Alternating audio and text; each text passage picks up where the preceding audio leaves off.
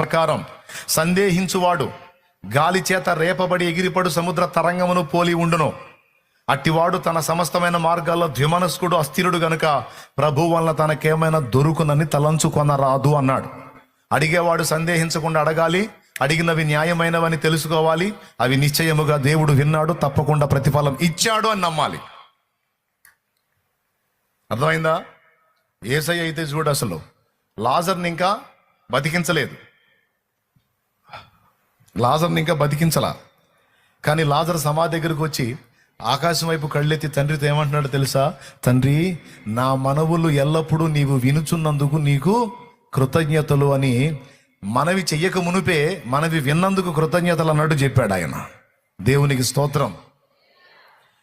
ఎల్లప్పుడూ వినుచున్నావు, ఇప్పుడును నా మనవి. చూడండి, యోహాను సువార్త 11